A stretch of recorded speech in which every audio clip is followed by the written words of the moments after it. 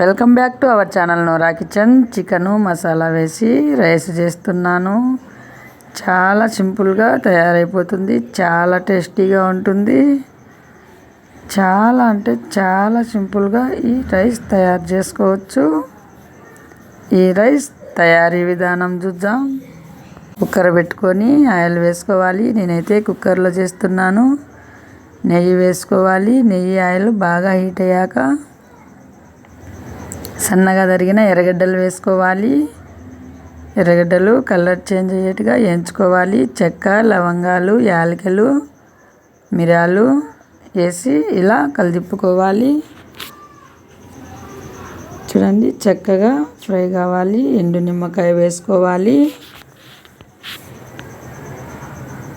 పచ్చిమిరపకాయలు వేసుకోవాలి.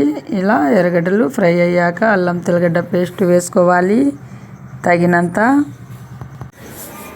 ఇలా వేయించుకోవాలి. ఇలా బాగా వేగాక పచ్చివాసన పోయేట్టుగా వేగాక చికెన్ వేసుకోవాలి. శుభ్రంగా కడిగిన చికెన్ వేసుకొని ఇలా వేయించుకోవాలి.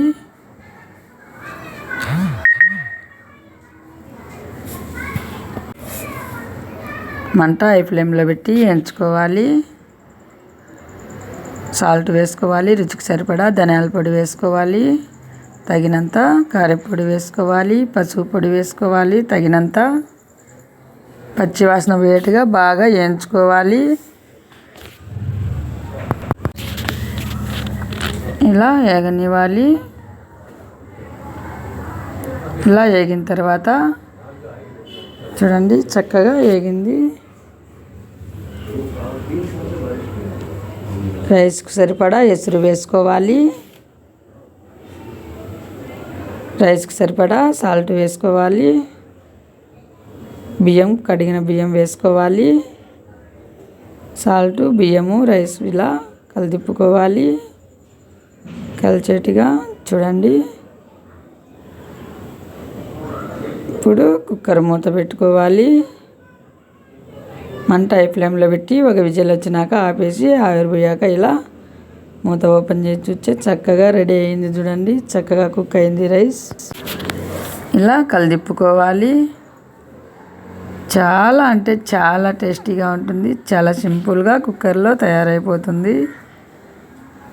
చూడండి, మంచి స్మెల్ వస్తుంది.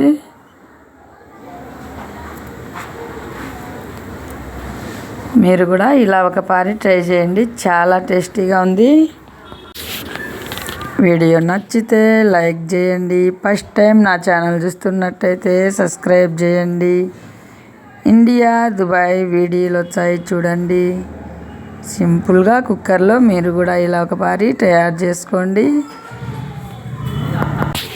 చాలా టేస్టీగా ఉంటుంది. చూడండి, చక్కగా రెడీ అయిపోయింది.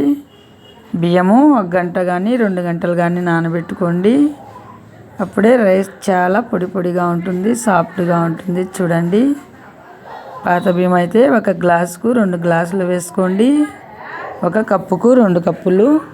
కొత్త బియ్యం అయితే బియ్యము 1 గంట నానబెట్టుకొని అర్ధగంట అయినా నానబెట్టి 1 కప్పుకు 1.5 కప్పు ఎసురు వేసుకోండి. చక్కగా రెడీ అవుతుంది.